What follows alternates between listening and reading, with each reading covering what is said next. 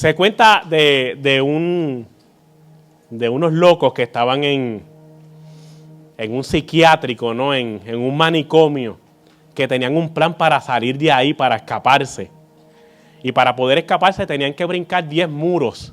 Si brincaban los 10 muros, se podían escapar. Y Pedro le dice a Juan, vamos para encima. Así dice, porque Pedro era boricua. Y Juan le dice, échale ganas, porque era mexicano. Y entonces brincaron el primer muro y Pedro le dice, oye, si te cansa, volvemos para atrás. Ah, pues dale. Y brincan el segundo muro y le dice de nuevo, si te cansa, volvemos para atrás. No, dale, tengo fuerza. Y siguen brincando los muros hasta que llegan al 9º muro. Cuando llegan al 9º muro, le dice, si te cansa, volvemos para atrás. Estoy cansadito. Pues volvemos para atrás. Pues dale, vamos a volver. Y volvieron. A punto de llegar a la meta. A punto de llegar a lo que querían. Volvieron hacia atrás. No estamos muy lejos de los locos Juan y Pedro. Porque muchas veces Dios quiere que podamos llegar a la meta, pero es nuestro impedimento. Es nuestro cansancio espiritual, nuestro cansancio emocional, nuestras circunstancias de vida, nuestros pensamientos los que nos impiden llegar a la meta. Y Pedro y Juan son un ejemplo que cualquiera de nosotros nos pudiéramos identificar. Pero el apóstol Pablo habla respecto de esto. Recuerda que 2 de Timoteo es una carta que Pablo le hace a su querido discípulo, a su hijo en la fe, dice la palabra de Dios. Y es una carta pastoral de un padre a un hijo. Y 2 de Timoteo es interesante porque ya Pablo está a punto de morir. Esa es su carta de despedida, ¿oyó? ¿Y por qué está a punto de morir? Porque un emperador neurótico decidió que quería la mitad del imperio romano, o la mitad de Roma, mejor dicho, quería remodelarla, quería salir de todos esos edificios viejos, quería salir de todo lo viejo y querían hacer algo nuevo en Roma. Pero él sabía que no podía hacerlo sin el permiso del Senado. Por consiguiente, lo que hizo fue que mandó a quemar la mitad de Roma por acá. Y le culpó a los cristianos de la época del fuego en Roma. Entonces, ¿qué pasó? Que a Pablo se le acusa de incendiar Roma como el líder de los cristianos en la época. Entonces, da la casualidad que comienzan a matar cristianos y a perseguirlo. Pablo está en esa circunstancia, está en la cárcel, está a punto de morir. Y en su peor circunstancia nunca permitió que sus actitudes hacia lo que Cristo ha hecho en su vida cambiaran. Y Pablo hace una despedida extraordinaria.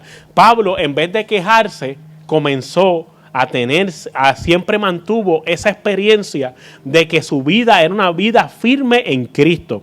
¿Y cómo Pablo establece esto? Establece esto a través de esta analogía del atletismo, de los deportes.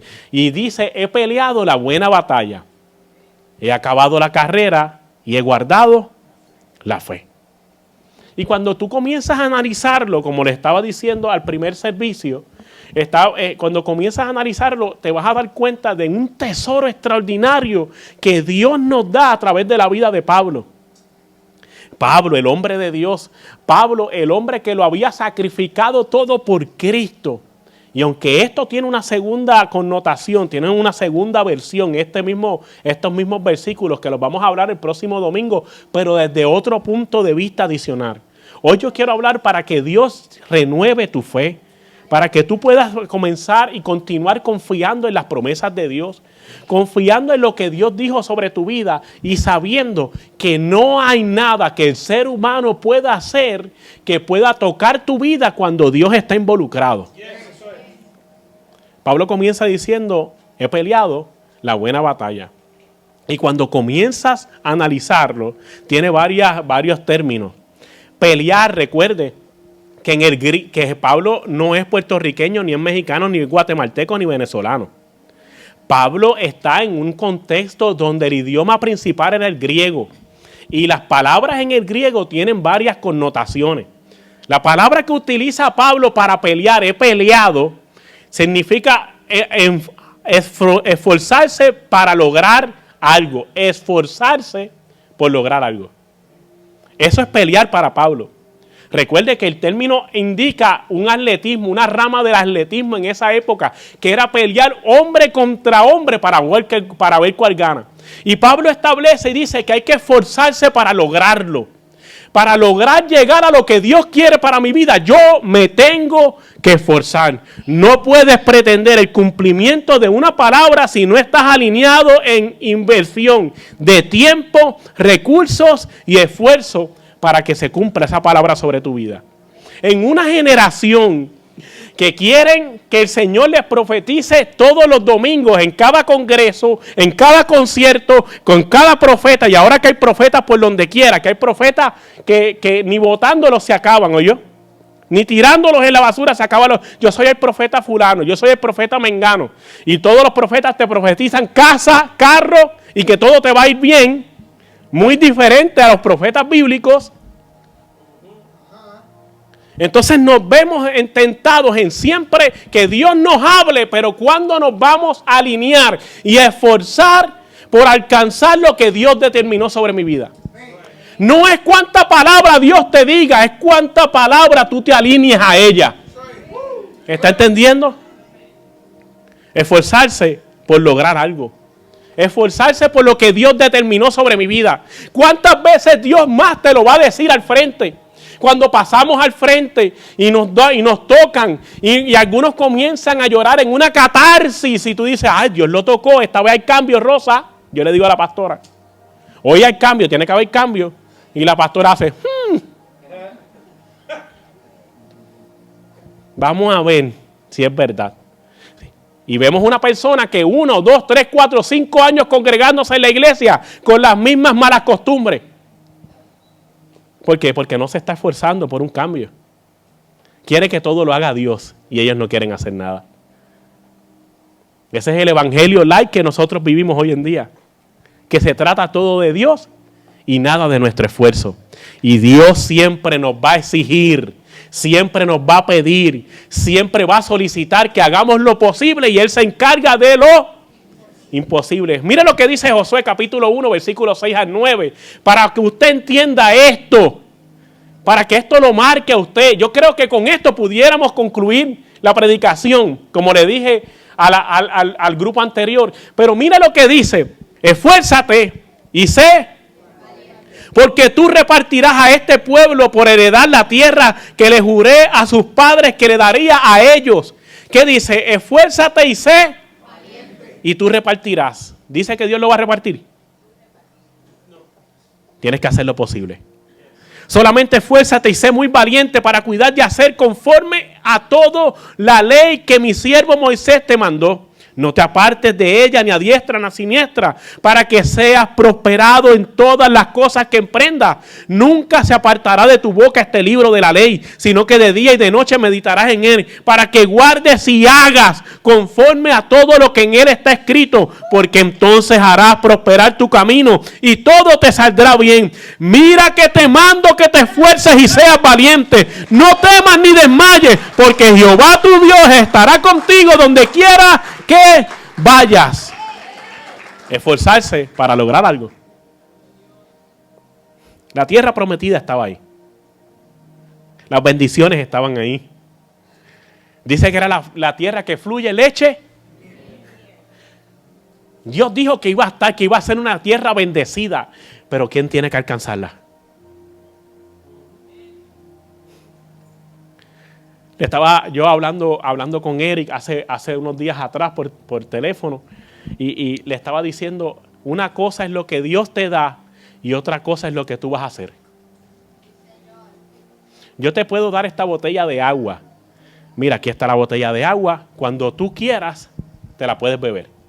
¿Quién tiene que esforzarse por abrir la botella y tomar el agua? Usted y yo.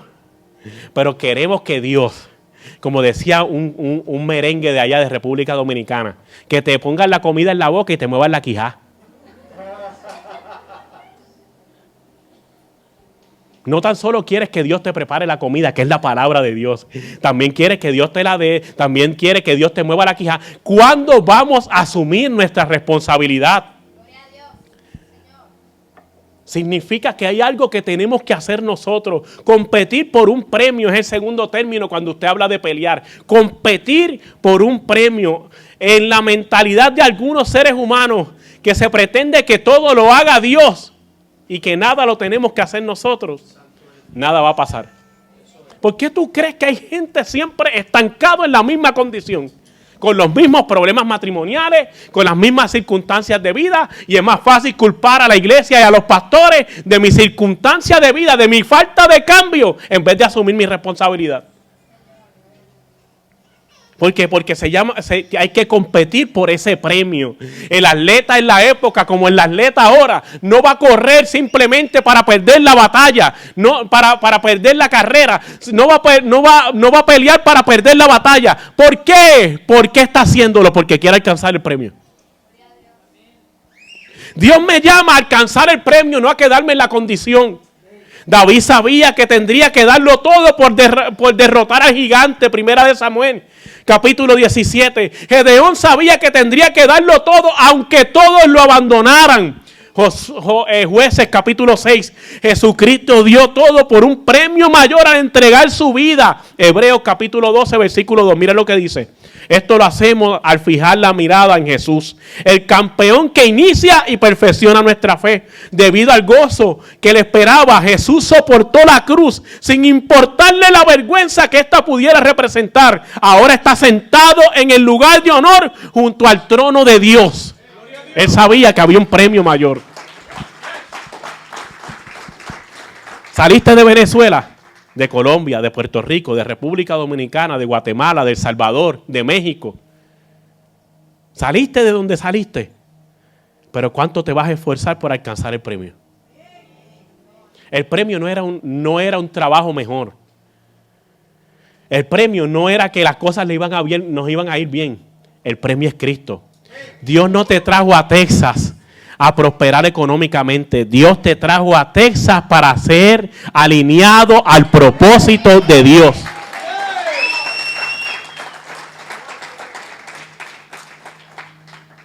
Hay gente aquí que cuando estaban en Puerto Rico estaban más perdidos que Adán en el Día de las Madres. Hay gente que cuando estaban en sus países de origen estaban más perdidos que Adán en el Día de las Madres. Algunos los tengo aquí, los voy a ungir ahorita, en unos minutos. Estaban desconectados del propósito. Dios los trajo a Texas no a secarse, sino a fructificar. Si no te alineas al terreno, si no te acondicionas al terreno donde Dios te plantó, te vas a secar, pero no es culpa de Dios, es culpa tuya.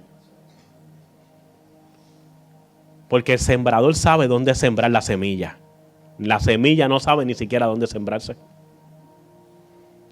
El próximo término que se utiliza para pelear, que Pablo mismo está estableciendo, es conflicto, lucha y oposición.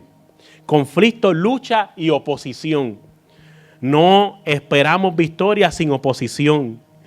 No podemos esperar victoria sin lucha. No podemos esperar victoria sin conflictos. Hay personas que establecen y dicen, como muy bien estaba mencionando hace un ratito, hay personas que dicen, si es de Dios yo voy a tener paz, aleluya. Si es de Dios todo va a salir bien, santo Dios. Qué bueno que Jesucristo no tenía la misma filosofía barata de algunos. Porque fue de Dios y tuvo que sufrir latigazos. Fue de Dios y tuvo que ser escupido. Fue de Dios y hablaron mal de él. Fue de Dios y lo crucificaron. No todo salió bien, pero tenía un fin bueno. No todo te va a salir bien en Texas, pero Dios te trajo. No todas las cosas van a ser buenas, pero Dios te trajo. La circunstancia va a ser complicada. A veces no vas a tener paz en el proceso.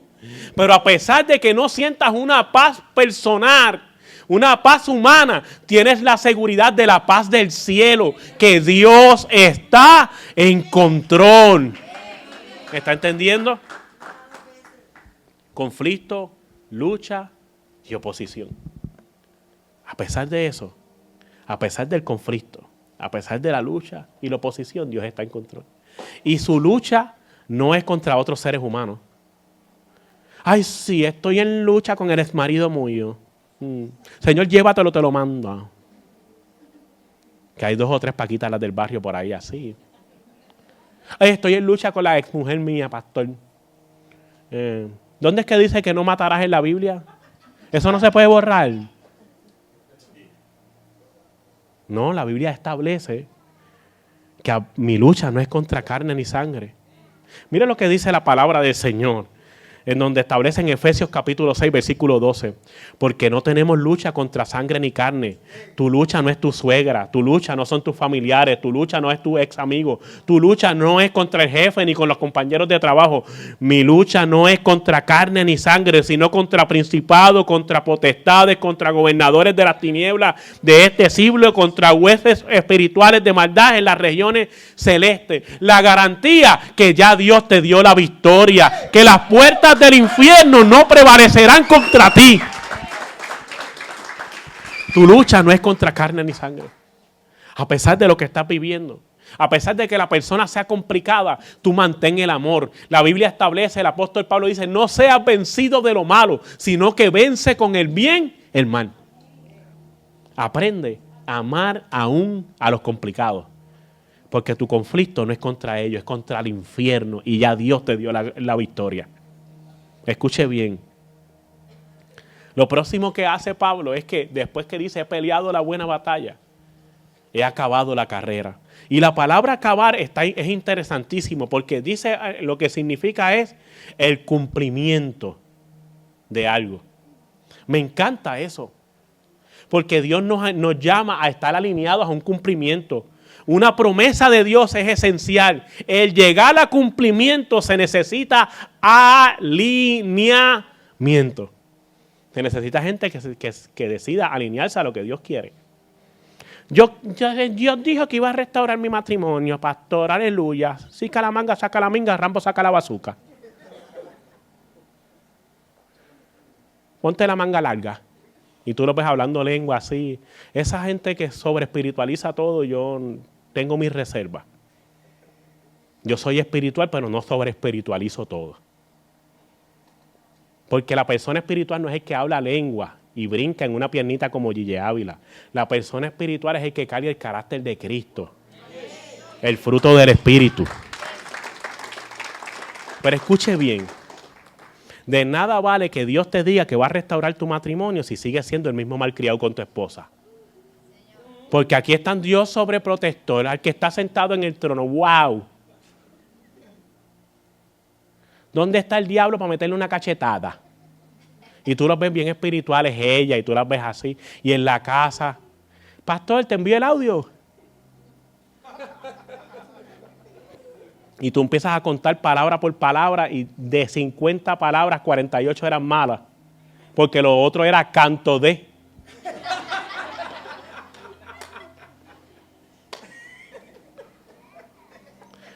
Pero Dios va a restaurar mi matrimonio. No, alíñate a lo que Dios te dijo que ibas a hacer. Si no estás dispuesto a alinearte al cumplimiento de la palabra, siempre vas a carecer de lo que Dios quiere hacer en tu vida. Eso es. Y después estás desilusionado, culpando a Dios de cuánta cosa hay. Es una predicación que yo tengo, el Dios de mi imaginación, que pronto la voy a predicar. Es el Dios que es el Dios que yo puedo manipular y hacer lo que me da la gana, pero Dios tiene que hacerlo como quiera. No, el Dios bíblico nos invita a que nosotros nos alineemos a la palabra que Dios quiere para nuestras vidas. Quiero un matrimonio restaurado, el cambio comienza con mi restauración. Quiero que mi vida sea diferente, quiero que tener un esposo diferente, tengo que cambiar yo primero. Quiero una esposa diferente, tengo que cambiar yo primero. Quiero que mis hijos se alineen a las cosas de Dios, Tengo que cambiar yo primero. Quiero que las cosas sean diferentes en mi economía. Aprendo a poner a Dios en el primer lugar y a ser un buen administrador de lo que Dios pone en mi mano. Porque si en lo poco soy fiel, en lo mucho Dios me va a poner. Dile que está a tu lado, me tengo que alinear a lo que Dios quiere. Una promesa de Dios la recibe cualquiera. Alinearnos al cumplimiento lo hacen solamente algunos. Una promesa de Dios la recibe cualquiera. ¿Cuántas veces nosotros como pastores, la pastora a veces me dice, a veces me preocupan los profetas, que siempre están profetizando y dejan a uno con el problema en la iglesia?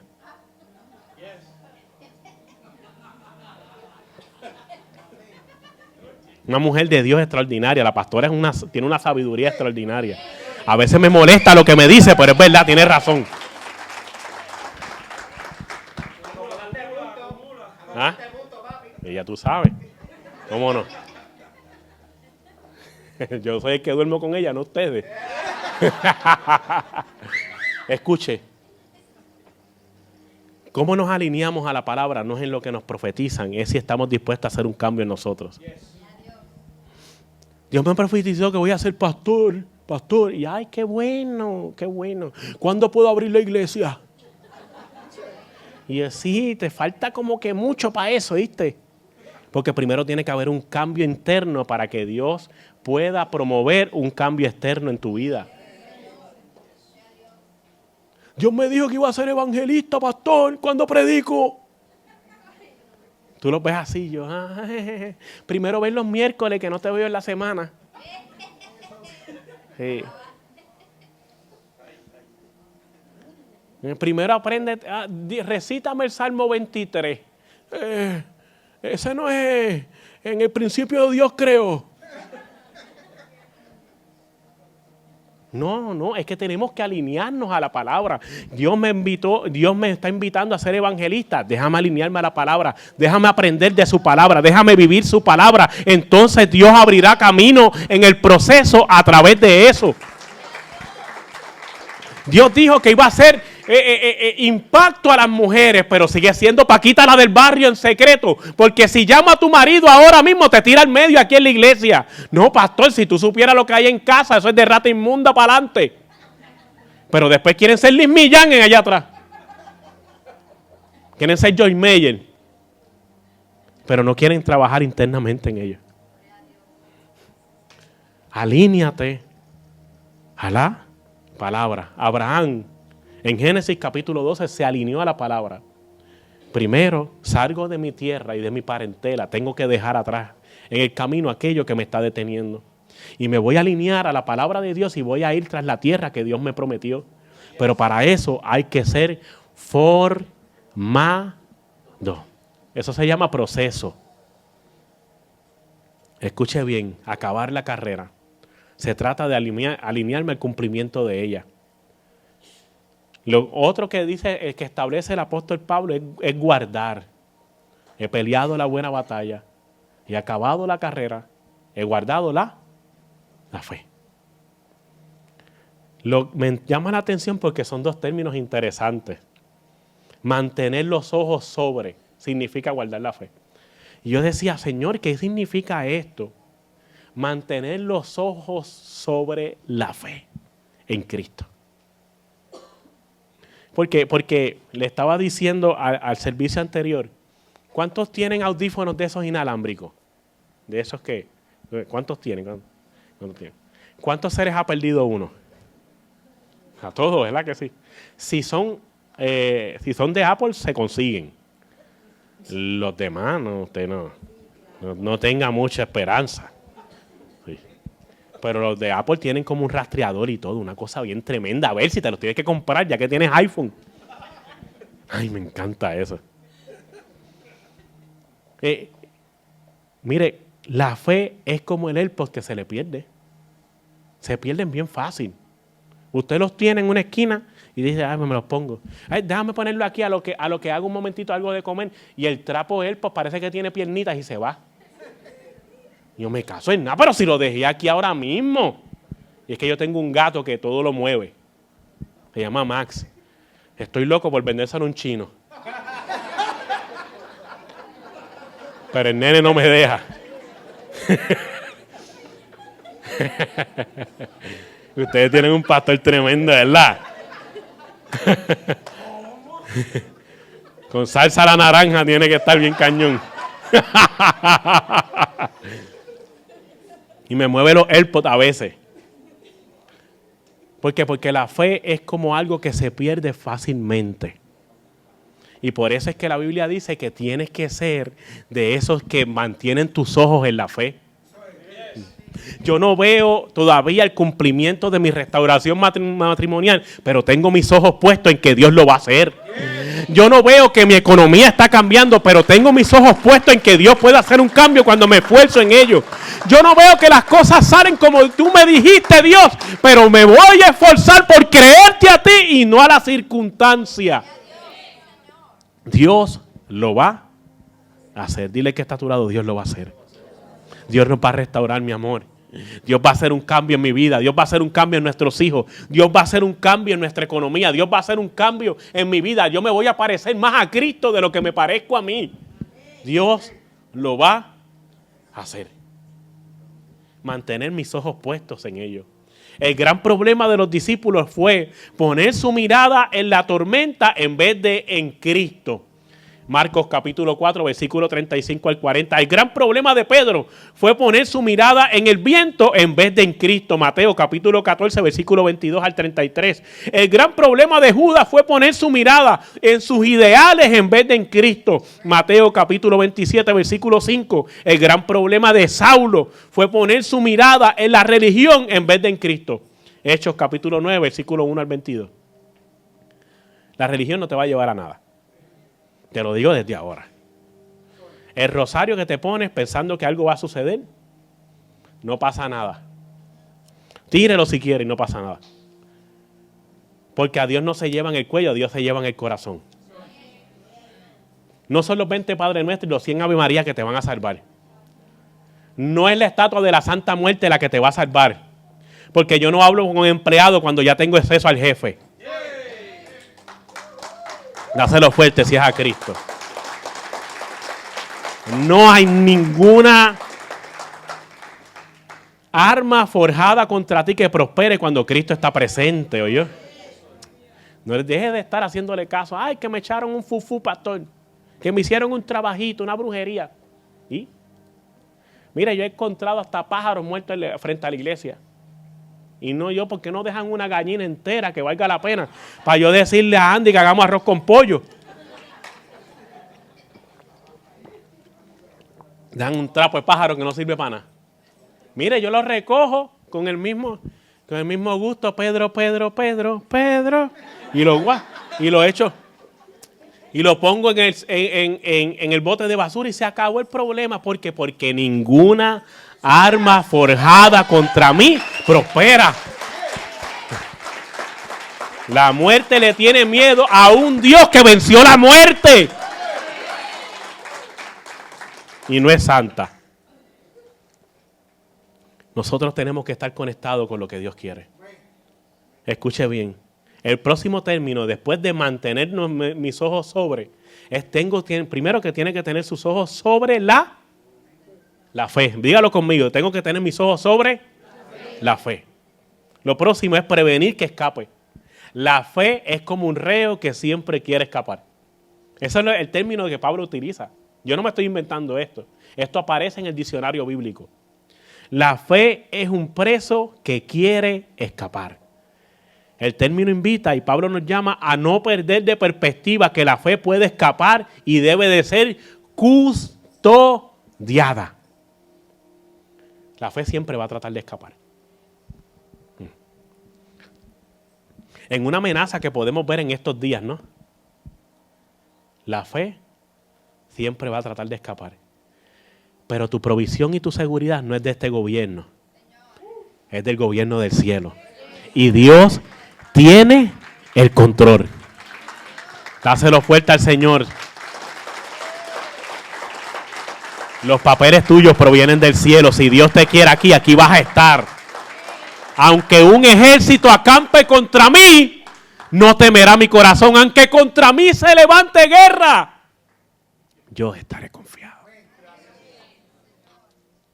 Escuche bien. La fe tratará siempre de escapar cuando dependemos más de nosotros que de Dios. Escuche bien lo que dice Zacarías capítulo 4, versículo 6. No es con espada, no es con ejército, es con mi Santo Espíritu. No es con tu fuerza, es con las de Dios. La fe siempre se pierde cuando tenemos más tiempo para nosotros y poco o ningún tiempo para Dios. No puedes esperar inversión del cielo si no estás dispuesto a invertir en el cielo. ¿Está entendiendo? La fe se pierde cuando tenemos una imagen de Dios distorsionada. Pedro niega a Jesús.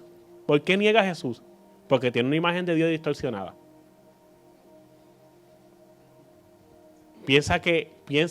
Tenía una alta expectativa de que Jesús iba a ser eterno en la tierra. Y Jesús le tiene que confrontar con una palabra. Lucas capítulo 22, versículo 31.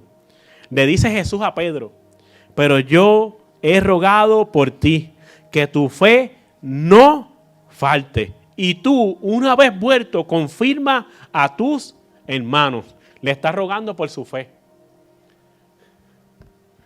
Mire, nosotros que tenemos una fe humanista, que se trata de que Dios me dé una casa grande, que me dé un carro último modelo, si es Tesla mejor, pastor, y blanquito como una paloma, porque tratamos de espiritualizarlo, tú sabes. Señor, que me prospere y me abra las puertas en esa empresa que yo quiero ganar $50 la hora, y esto y lo otro. No quiere estudiar, no quiere hacer nada, quiere estar en la casa todo el tiempo metido, pero quiere $50 la hora y que trabaje en el Pentágono. Y te van a decir como el proverbista y el salmista Luis Miguel: sueña. ¿Por qué? Porque no nos esforzamos por tener una fe que se alinee a lo que Dios desea. No nos esforzamos por tener una fe que diga, no tiene nada que ver con lo que Dios me da de manera terrenal. Tiene que ver que cuando yo lo pongo a Él en el centro de mi vida, entonces las cosas orgánicamente celestiales ocurren. Yo le soy fiel a Dios y Dios se encarga de prosperar mis caminos. Yo comienzo a vivir la palabra de Dios y Dios se encarga de bendecir mi vida. Yo comienzo a perdonar a los que me ofenden y Dios se encarga de bendecir áreas de mi vida. Yo comienzo a amar aún a aquellos que son difíciles y algo Dios siempre va a hacer a mi favor.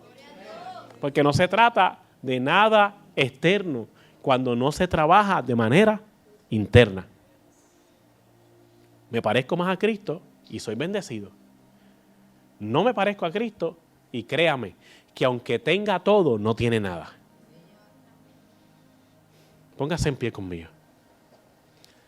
Pablo establece a través de ese versículo: he peleado la buena batalla, he acabado la carrera y he guardado la fe. Qué gran coloso es Pablo por medio de Cristo, que en su peor circunstancia dio su mayor discurso.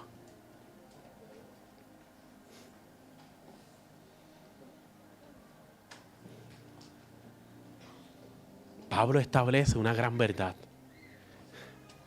porque todo el mundo se cree el ministro de la época, pero no se trata de cuántos dones yo tenga, sino de cuánto carácter yo demuestre. Y eso lo demostró Pablo en su esencia. Pablo sabía lo que era pelear y esforzarse por alcanzar lo que Dios quería. Pablo sabía lo que era poner su mirada en el blanco. Y Pablo sabía lo que era guardar la fe. Alejandro Magno tiene que conquistar una de las tierras que muchas conquistó. Pero en esta ocasión, la circunstancia era muy difícil para Alejandro, un gran conquistador, o uno de los conquistadores más grandes que ha dado la humanidad. Alejandro están a punto de tocar el borde del lugar que tenían que conquistar. Y la circunstancia que tenía Alejandro es que sus soldados todos estaban asustados porque los contrincantes los superaban 3-1. Un ejército enorme estaba a punto de arrollarlos a ellos y todos ellos estaban en sus embarcaciones con miedo a poder abordar esa tierra. Alejandro sabía que todos tenían miedo y tuvo que tomar una decisión drástica. Los bajó a todos de las embarcaciones y le dijo a todos sus oficiales que quemaran todas las embarcaciones de ellos. Todos los soldados se quedaron mirando cómo se quemaban las embarcaciones. Alejandro les dice, ahora tienen un gran reto. O van tras la victoria o se mueren en la orilla.